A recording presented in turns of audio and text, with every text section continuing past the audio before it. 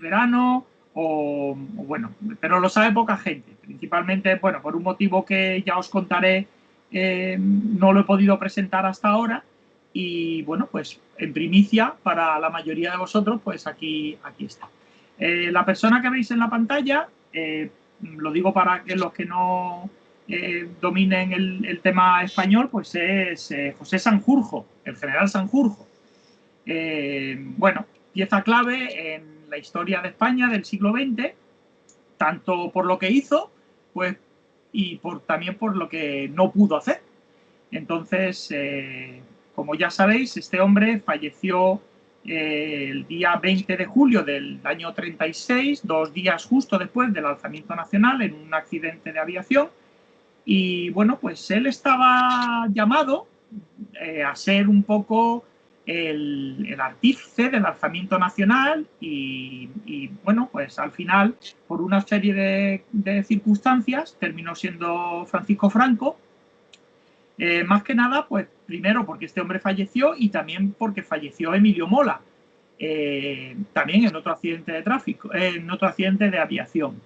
Entonces, bueno, pues este hombre, digamos que su inicio, primero como soldado, como héroe de la guerra de Marruecos, digamos que llega a su punto álgido en 1932, que es un año después de que la Segunda República ya estuviese instaurada aquí en España, y él pues se alza en armas contra la República, pero la mayoría de los compañeros de armas que le habían prometido que iban a levantarse con él o ayudarle en este alzamiento, pues lo dejan un poco con el culo al aire.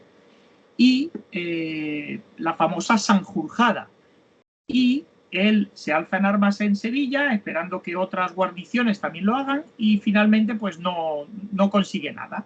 Entonces, bueno, pues la Segunda República lo encarcela en el año 32, a los pocos días, y durante 2 años lo tiene en un penal en Santoña, en Santander, el penal del Dueso, y hasta el año 1934, en el que es juzgado y declarado culpable, con lo cual se le impone a él y a otros 8 militares la pena capital, o sea, que era la pena de muerte.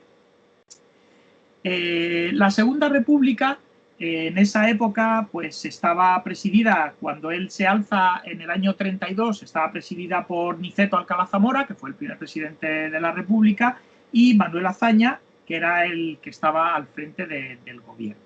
En el año 34, una vez el tribunal militar lo declara culpable, pues la Segunda República o los dirigentes de la Segunda República se encuentran con la tesitura de qué hacer con él y con los otros inculpados.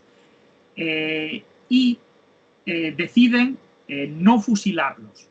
En palabras de Manuel Azaña, que se pueden ver en un diario, en sus diarios, que luego se publicaron años más tarde, no querían convertir a la figura de Sanjurjo en una especie de mártir, y lo que hicieron fue conmutarle. El presidente Lerroux, que en esa época ya estaba como presidente como no era presidente, era bueno, sí, era primer ministro, vamos, le conmutó la pena de muerte, y tanto él como su familia se fueron o se exiliaron a Portugal. Y desde allí, desde Portugal, es desde donde desde donde Sanjurjo fue, digamos, gestando o dándole forma a qué militares le iban a acompañar en el alzamiento nacional, y fue un poco moviendo las fichas de cómo se iba a producir todo, pero desde Portugal, desde donde estaba exiliado. Retrocedemos un poco y el hecho de que la Segunda República le conmutase la pena de muerte no solamente era por el motivo político de que los dirigentes veían complicado fusilarle y que no pasase nada, también estaba apoyado en que Sanjurjo traía un cartel muy bueno de la guerra de Marruecos. Él había conseguido llegar al final de la guerra, una guerra que había lastrado muchísimo al país, y las clases populares lo veían un poco como ese gran salvador militar que había terminado con la guerra de Marruecos, y tal es el tema que Alfonso XIII, cuando terminó la guerra, en mayo del 27, le nombró marqués de Montemalmusí. Este título, que luego se terminaría convirtiendo en el marquesado del Rif, también le granjeó a Sanjurjo ese pequeño popularismo que tenía, y que también contribuyó a que la Segunda República no le fusilase por el alzamiento que había tenido. Hasta aquí un poco la figura de Sanjurjo. Entonces, a partir de aquí tomo un pequeño camino diferente, y es que dejo al lado al Sanjurjo militar y nos centramos en el Sanjurjo personal, ¿no? Entonces retrocedemos unos años y nos vamos hasta 1901. En 1901 Sanjurjo vuelve de Cuba. Bueno, él había vuelto unos años antes, pero en 1901 ya en la que su carrera de militar ya estaba empezando a destacar un poco, se casa con una medio prima suya, que era Esperanza Jiménez Sacanel. Con ella tiene 2 hijos y por desgracia su mujer fallece dando a luz al segundo, a su hijo más pequeño, que a la posteriori sería militar y segundo marqués del Rif cuando Sanjurjo fallece. Durante este tiempo él de pronto se queda en esta época, que creo que fue en 1905 o 1906, de pronto se ve solo y con 2 críos pequeños, con 2 bebés. Entonces, bueno, pues, y aparte de eso, con una carrera militar que estaba ya tomando una buena velocidad. Entonces, digamos, su hermana viene a vivir con él y se encarga de la crianza de sus dos hijos pequeños, ¿no? Avanzamos unos años y nos vamos hasta 1932, en los que Sanjurjo pues, se alza en armas contra la República. Y en ese momento su hijo mayor tiene un accidente de tráfico. Él ya era médico, estaba ya puesto, bien situado en la vida, y de pronto Sanjurjo, que tiene 60 años, se encuentra con que tiene una situación familiar un tanto complicada. Primero porque él ya tiene 60 años, su hijo mayor acaba de morir en un accidente de tráfico, pero él hereda una hipoteca que su hijo mayor acababa de contraer y que él pues tiene que continuar pagándola. A esto se une que sus detractores políticos y demás le achacaban o le recriminaban que tuviese una relación con una chica mucho más joven que él y con la cual había tenido un niño fruto de esa relación, pero que todavía Sanjurjo no había adoptado o no le había dado su nombre, ¿no?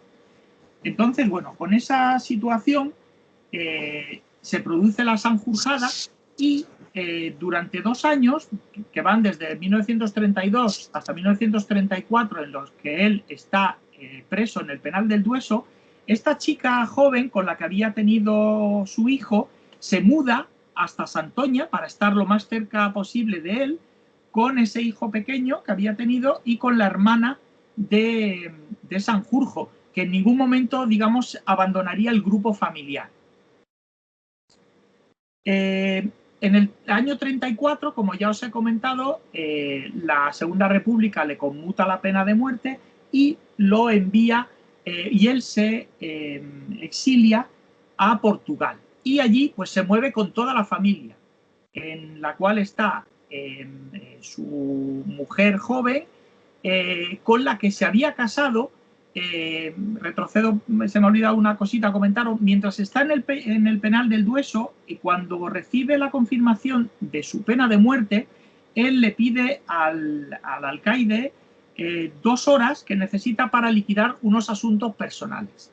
En esos asuntos personales está casarse con María Prieto Taberner, que será su mujer, que era la señora más joven que él con la que mantenía una relación, y en ese momento pues también, digamos, reconoce al niño fruto de esa relación.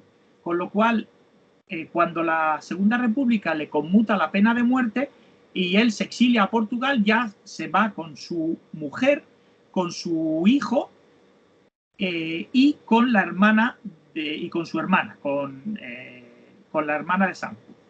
Y desde allí se exilian a Portugal y van a Monte Estoril, que es una población muy, muy pequeña, pero muy cerca de Estoril. En el año 1935 nace su única hija, que es la segunda del matrimonio con María Prieto. Y en el año 36, pues solo 2 días después del alzamiento nacional, y con intención de ponerse al frente de ella, lo recoge en un terreno que había en Monte Estoril, muy cercano a Cascais, que se había utilizado hasta entonces como hipódromo medio improvisado. Aterriza Juan Antonio Ansaldo, que era un aristócrata y militar, y con una avioneta pequeña pues intenta trasladar a Sanjurjo al día siguiente, el día 20 de julio, lo intenta trasladar a Burgos, que es donde se había establecido un poco la capital del alzamiento. Bueno, pues el accidente es de todos conocido, la avioneta a los pocos segundos de despegar se estrella, y bueno, pues entre la rumorología va desde el posible accidente de la poca pericia de Ansaldo, que eso queda totalmente descartado porque Ansaldo llevaba volando bastante tiempo, y bueno, pues siempre, digamos, lo que más ha sonado siempre es que Sanjurjo era muy presumido y pretendió llevar en la avioneta, que era de 2 personas y con poca carga, una maleta excesivamente pesada en la que iban todos sus uniformes y todos sus pertrechos militares para ponerse al mando o al frente del alzamiento desde el primer día. La avioneta, pues lógicamente nunca llegó a Burgos, como ya sabéis, y en el accidente, pues Ansaldo salió vivo milagrosamente y Sanjurjo murió de un traumatismo cráneoencefálico que le produjo la muerte instantánea. Bueno, a partir de aquí seguimos con la figura de Sanjurjo ya fallecido, y unos meses más tarde, cuando ya la guerra civil procede o sigue hacia adelante, aparece en el Boletín Oficial del Estado, que se publicaba en Burgos el 29 de marzo de 1937, una instancia que promueve un abogado, Joaquín del Moral y Pérez Aloe. Él era escritor, era abogado, y bueno, pues promueve una solicitud en la cual solicita para María Prieto Taberner, viuda de Sanjurjo y que había heredado provisionalmente el marquesado del Rif de su marido, le concede la medalla de sufrimientos por la patria. Esto es en mayo de 1937. Como podéis ver ahí en la imagen, es el texto íntegro del Boletín Oficial del Estado que recoge la disposición ese día.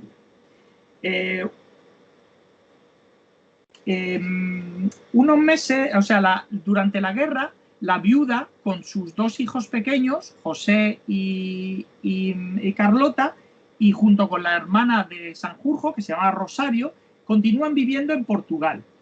Y al poco tiempo reciben la visita de este señor. Este señor que veis ahí en la foto es Manuel Falconde. Este hombre era un carlista reconocido y era jefe de la comunión tradicionalista.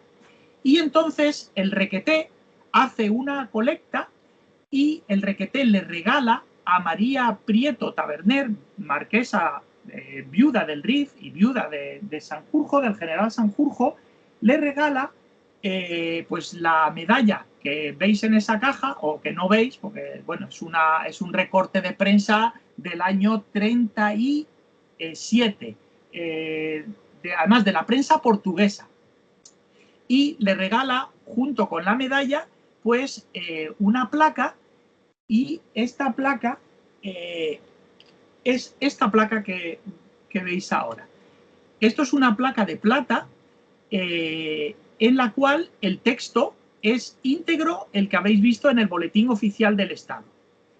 Lógicamente, de la placa, pues es una placa de plata, está fabricada por un prestigioso joyero, relojero y platero de Burgos, que es Eustacio Villanueva, y podéis ver en la placa pues algunos detalles propios de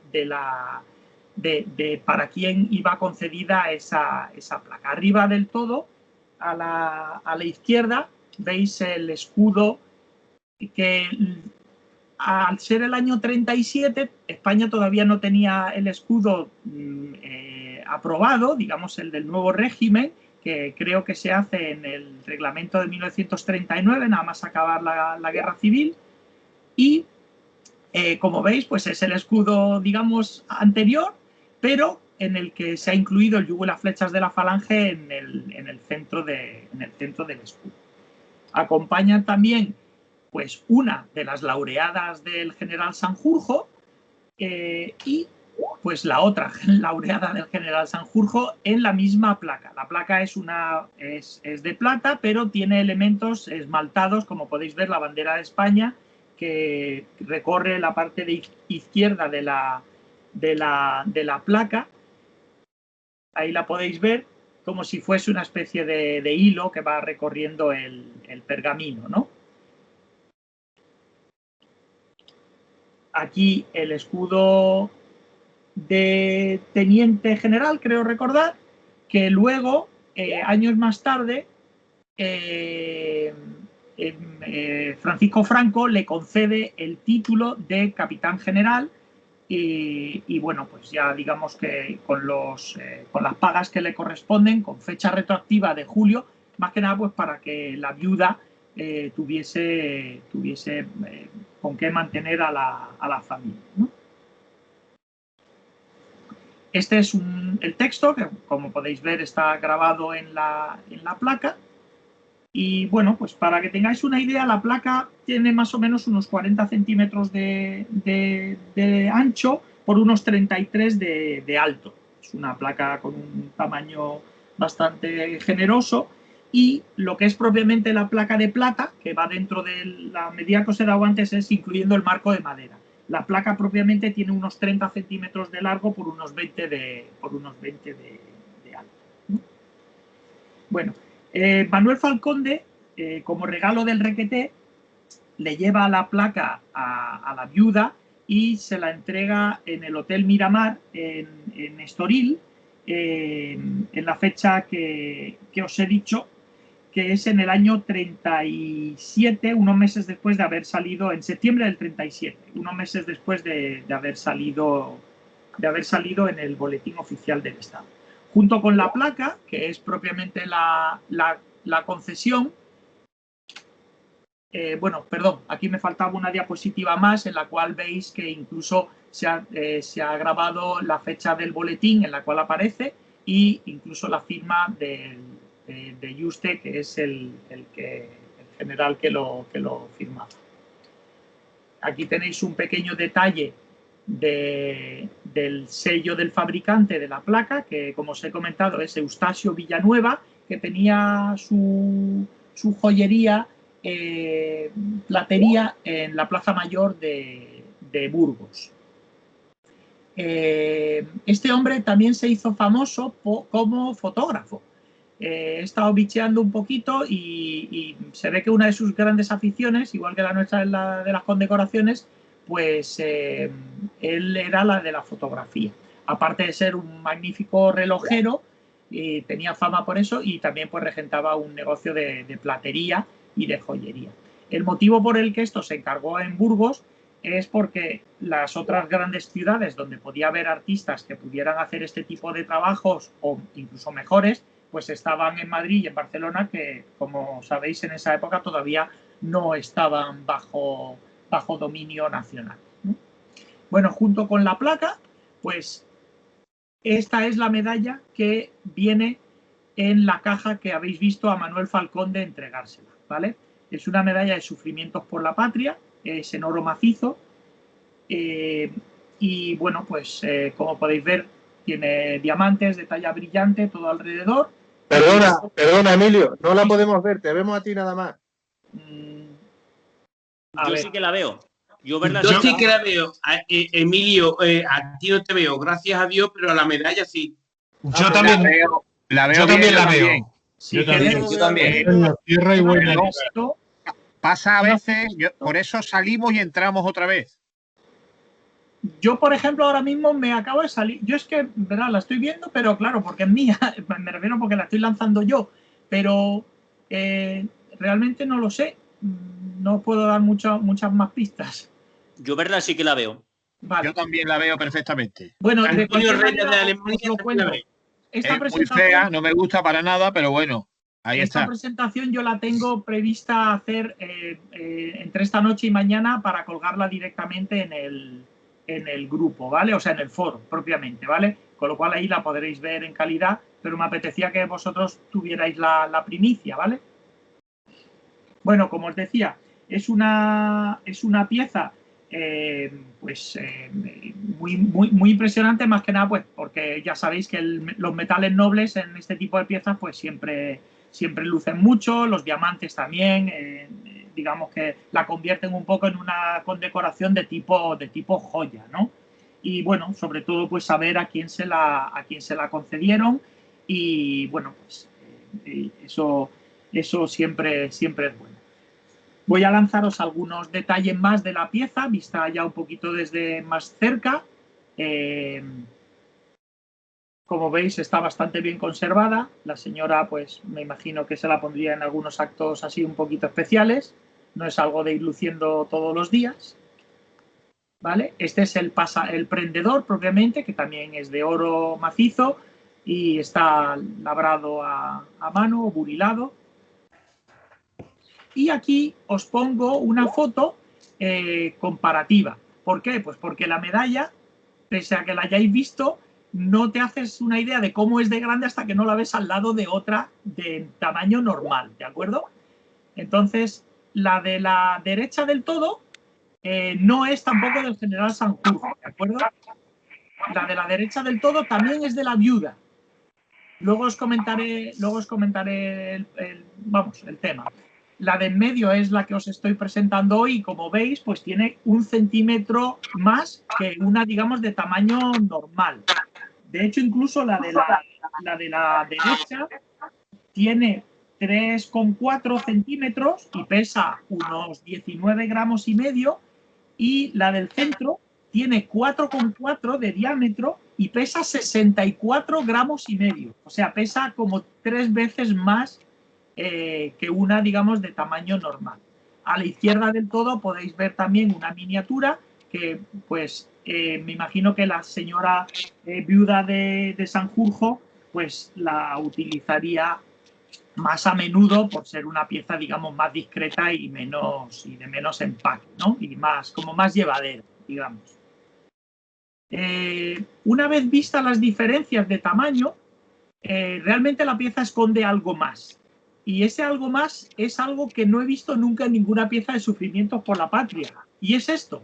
Esto que estáis viendo es el reverso. Coño. ¿Vale? Cojones. ¿Vale? Esto es un reverso, está hecho en platino, en oro macizo y totalmente esmaltado. Y este es el único punto negro, digamos, que yo tengo de la identificación de la placa. ¿Por qué? De la medalla. ¿Por qué? Porque no sé si corresponde al escudo de armas del Marquesado del Rif, es algo que no he podido averiguar. Lógicamente los símbolos carlistas y del Requeté son muy fuertes, con lo cual al provenir y ser un regalo de ellos es lógico que estuviesen, pero también hay que reconocer que Sanjurjo era muy carlista. ¿Por qué? Pues porque su padre y su abuelo habían combatido en las filas carlistas en Navarra. Os recuerdo que Sanjurjo había nacido en Navarra y es una zona muy de mucha ascendencia carlista. Entonces, es lo único que, digamos, está un poquito que no sé o que no he podido identificar. Si el reverso de la medalla corresponde al escudo de armas del Marquesado del Rif o si es un diseño, digamos, que hizo Eustasio Villanueva o alguno de sus ayudantes de taller como símbolo o intentando recoger toda la simbología carlista. Esto es algo que está un poquito por averiguar. Pero como veis, estos son los detalles del reverso de la medalla e incluso ahí podéis ver el abombado que tiene, porque claro, lógicamente las normales de Sufrimiento por la Patria tienen la parte de atrás o lisa o incluso abombada hacia adentro para coger la forma, sin embargo esta pues lo tiene totalmente abombada hacia afuera y como veis es un puro mecano de piezas, en la cual la espada de la izquierda es una pieza independiente, la palma de la derecha es otra independiente y bueno, pues combinan, digamos, todo con ese reverso que hasta ahora ya os digo que nunca he visto en una medalla de Sufrimientos por la Patria. ¿Vale? Bueno, continuamos un poco. Los años van pasando, la viuda vuelve a España, más que nada pues porque ya ha terminado la guerra, su familia está aquí y bueno, pese a que Franco la figura de Sanjurjo no la tenía en demasiada estima, de hecho hay un detalle en el que Franco, por ejemplo, es uno de los que en la Sanjurjada no se posiciona ni siquiera con él e incluso antes de que se produzca el alzamiento el 18 de julio hay varios intentos en junio y en mayo incluso del año 36 en los que también hace una especie de pequeño regate y bueno, pues pese a no tenerlo en esa especial consideración, como sí, por ejemplo, lo tenía Varela, Franco le facilita a la viuda y a su familia un establecimiento en Madrid en el cual la viuda pues desde el año 40 vuelve de Portugal y se establece su casa familiar en Madrid. Posteriormente, a partir del año 61, trasladan su residencia a Pamplona. Y aquí nos plantamos en el año 61, en el que se cumplen los 25 años de paz, y la diapositiva que estáis viendo es un monumento que se inaugura el 18 de julio de 1961 en Pamplona, que es el monumento de Navarra a sus muertos en la Cruzada Nacional. Este monumento lo hace la Diputación Foral y se lo regala al Ayuntamiento de Pamplona y bueno, pues es una iglesia con una cripta en la cual ese mismo día se trasladan los restos de Mola, de Sanjurjo y de 6 soldados más y se entierran en la cripta de ese monumento. Ese día, a ver si veis la diapositiva ahora, creo que sí, esa foto es de ese día, ¿vale? Y en el centro podéis ver a María Prieto Taberner, viuda de Sanjurjo, y si, vamos, creo que se ve bastante bien la medalla propiamente que os estoy presentando hoy, que se le ve colgada al pecho. Me imagino que la veis todos, ¿no? Sí, es bastante Se grande. ve, sí. Sí, sí. Es lo suficientemente Sí, se grande ve. como para que se le vea. En la foto, a la izquierda del todo, está el hijo de Sanjurjo, ese niño que Sanjurjo reconoció en 1934 al casarse con su madre, que está en el centro de la foto. La señora que está en el medio es la viuda de Emilio Mola y la señorita con sombrero y vestido claro es Carlota Sanjurjo. Es la hija de Sanjurjo y bueno, pues ese es la foto, digamos, de familia de ese día que os estoy comentando en Pamplona. A ver, retrocedo un poco, perdón. Bueno, a ver, vale.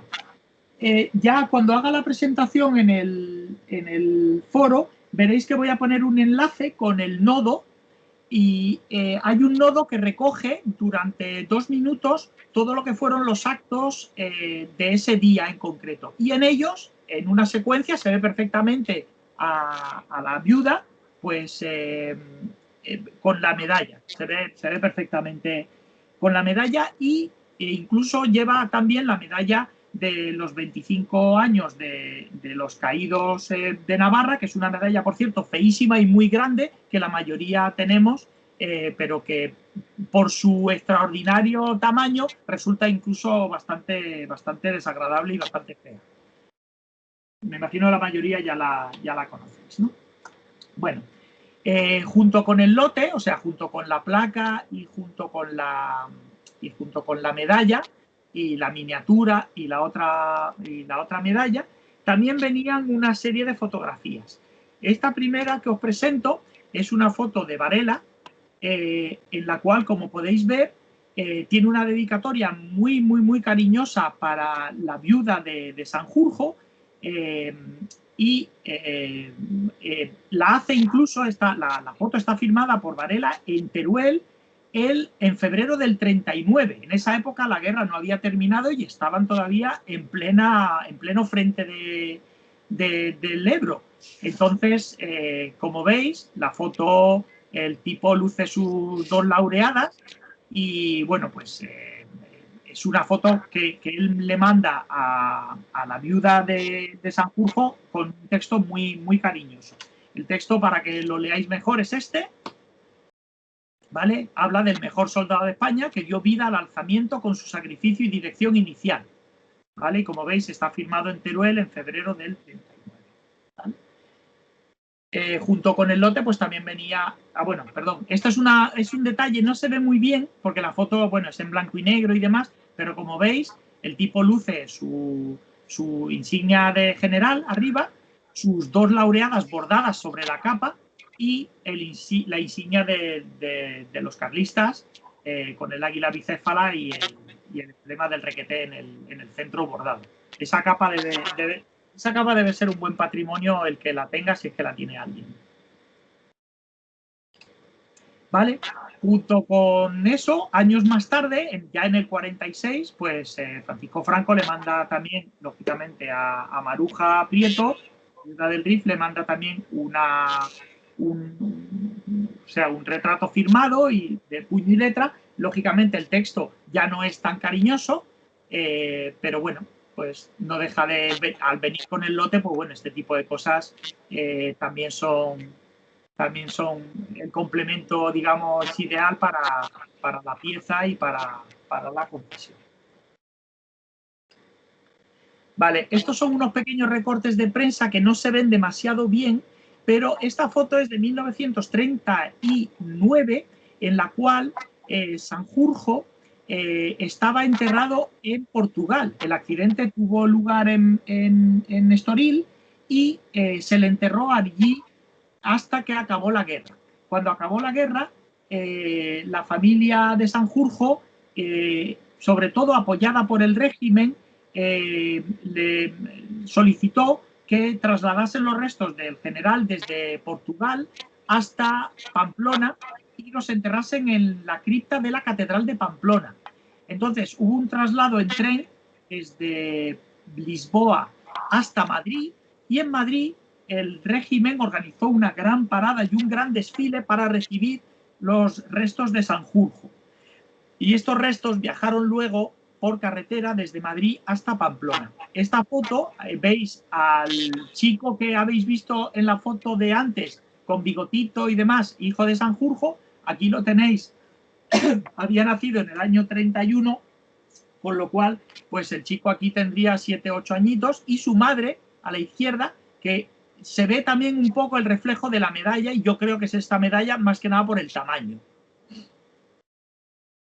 ¿Vale? Y la señora que se ve justo detrás es la hermana de Sanjurjo, que siempre los acompañó ya hasta el final. ¿Vale? Esta foto es de varios días más tarde, ya se ve mucho mejor porque es una foto ya no está sacada de un periódico, sino que está sacada de un cliché de prensa, en la cual veis a la viuda con su hijo, el mismo que de la foto anterior, pero ya a su llegada a Pamplona, justo el día que los enterraron en la cripta de la Catedral de Pamplona en el año 39. Si os fijáis, la medalla que lleva ahí en este momento es la que os he enseñado en comparativa de tamaños cuando os he enseñado la pieza. ¿Vale? Un tema. Retrocedemos un poquito. La medalla, como habéis visto, tiene una cinta negra. Originalmente esa medalla, o sea, seguro, con total seguridad, esa cinta se la tuvo que cambiar la viuda a partir del año 40. ¿Por qué? Pues porque desde que se la conceden en el año 37 hasta el año 40, en el que se aprueba el reglamento de la medalla de sufrimientos por la patria, solamente se disponía en esos colores de cinta que estáis viendo, que es el del amarillo con las 2 franjas verdes.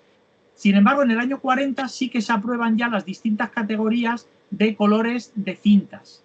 Y ahí sí que aparece ya la cinta negra para caídos o viudas o familiares de caídos. Por eso ahí luce, digamos, la normal. ¿Vale?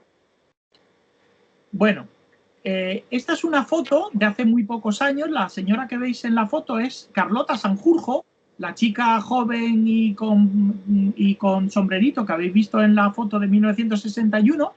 Esta señora es la hija de Sanjurjo y, como veis, esto es una foto que se hizo para un diario digital de Navarra cuando en el año 2016, creo recordar, el gobierno municipal de Pamplona, gobernado por Bildu y Nafarroa Bai, creo, inició los trámites para sacar los restos de Sanjurjo y de Emilio Mola de la cripta donde estaban enterrados. Entonces, bueno, la familia se opuso, hubo cierto revuelo mediático y esta foto la he sacado de una web de este periódico y, como veis, pues aparece el cuadro. Y si os fijáis a la izquierda, debajo de una lamparita, está la concesión que os he enseñado antes. Esto implica que la familia siempre ha guardado esta concesión como algo importante y lo ha tenido en un sitio destacado de su casa. Y con esto, pues doy por terminada mi disertación. Ha sido un prólogo bastante largo, pero... Y ya está. ¿Preguntas o reacciones? Espectacular, Emilio. Buah. Fantástico, Emilio. De verdad, fantástico. La pieza, la explicación, todo. Bueno, La guinda, de verdad. La guinda. Muy bueno, Emilio, muy bueno. Gracias. Me alegro que os haya gustado. Emilio, brutal. Con más tiempo os hubiera dicho los porqués de no haberla podido presentar antes. Ya sabéis que yo no me gusta guardar estas cosas en los cajones, pero bueno, pues, nobleza obliga y yo di mi palabra de esperar una serie de meses para poder hacerlo y yo me imagino que en la próxima quedada que hagamos, que será, espero, en la del próximo otoño, ¿no? Pues ahí ya... ¿En París? ¿Eh? En París. Ah, bueno, en París, pues ya ahí sí que nos ponemos al día y os cuento los pormenores. Pero bueno, básicamente el tema es que es un lote de la familia y bueno, pues la procedencia está clara y bueno, pues, la idea era compartirlo con vosotros en primicia hoy. Emilio. ¿Preguntas? Sí, Emilio. Dime. Ah, soy Sergio, macho, de felicidades en primer lugar. Un pedazo de lote, ya me la habías enseñado y tal, vamos, magnífica. La conocía y espectacular, macho. Una, hombre, de Sanjurjo y tal. Mi más sincera enhorabuena. Nada, hombre. Yo quería apuntar una cosa con lo que has dicho del exilio y tal, y sus relaciones con la República, ¿no? O sea, Sanjurjo fundamentalmente es el que termina con la guerra de Marruecos. El tío es mando absoluto en el desembarco de Alhucemas en 1925. Claro, al terminar con la sangría de Marruecos, el tío prácticamente es un héroe nacional. Bueno, lo que era, ¿no? Y entonces, después de esto, no sé si lo sabéis, le nombran director general de la Guardia Civil. No sé si lo sabíais o no. Alguno, bueno. ¿Qué pasa? Que a Sanjurjo cuando en 1931 la monarquía, ¿no? Pues está llega el 14 de abril, ¿no? Las votaciones, la república y tal, se monta el pifostio padre y entonces, ¿me oís o no? Sí, tú sigue. Es que no queremos... Vale. Como director de la Guardia Civil de Palacio recibe la orden de movilizar a la Guardia Civil. A lo que Sanjurjo se muestra bastante tibio, ni moviliza ni deja de movilizar. O sea, las relaciones con Alfonso XIII no eran muy buenas. Él era carlista, por supuesto. Entonces, digamos que es un favor que le debe la República. Él no moviliza la Guardia Civil contra la República. De ahí y de su amistad con Lerroux, ¿no? Pues se produce el indulto y el posterior exilio a Estoril, ¿no? A Portugal. Solamente era eso, un pequeño matiz del por qué al final no se le fusila. Sí. De hecho, añado algo más a lo que tú has comentado. De hecho, la propia viuda de Sanjurjo ayuda a Lerroux cuando el alzamiento y cuando las figuras republicanas tienen que salir, ella misma ayuda a Lerroux a que salga por Portugal, porque ella había tenido mucha amistad con gente en Portugal y ella estaba todavía allí porque ella no regresó hasta el año 39, hasta que acabó la guerra civil, y cuando Lerroux salió, lo hizo a través de la ayuda de María Prieto Taberner en Portugal. Sí, él con el que no se llevaba bien era con Azaña, parece ser. No, pues Azaña es que no se lleva bien con nadie. Sí. Yo tenía una pregunta, pero Sergio al final acabó contestándome. Es sobre la primera foto que has puesto de tu presentación, ¿de acuerdo? Pones una foto preciosa, magnífica. ¿Esta? Con un pasador que es espectacular, ¿verdad? Y habías hecho una pregunta sobre esa cruz que lleva ahí. Y Sergio, yo pensaba, y creo que Sergio también me la ha confirmado, que era la cruz de guerra francesa. Correcto. Esto me imagino, verás, Sergio nos puede ampliar esto mucho más.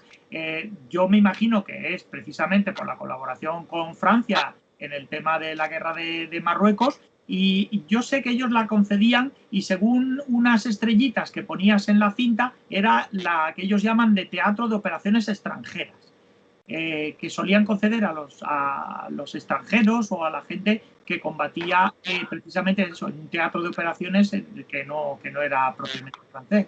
¿Voy bien, Sergio? Sí, yo creo que perfectamente es la cruz de guerra, vamos, y más que nada por el tema de Alhucemas, vamos, él comanda las fuerzas hispano-francesas. De hecho, es un desembarco hispano-francés. Correcto. Y si os fijáis, las dos laureadas que llevan no son exactamente iguales. De hecho, yo creo que este es el motivo por el cual en la placa que os enseñé luego, en la placa aparecen las dos laureadas de manera diferente. Si os fijáis, hay una laureada arriba y otra laureada abajo, y son las dos diferentes.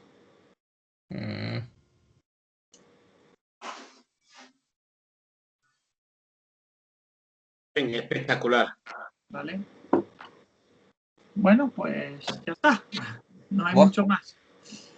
Señores, Hemos echado una buena tarde. David, yo creo que ya es hora de cortar para dar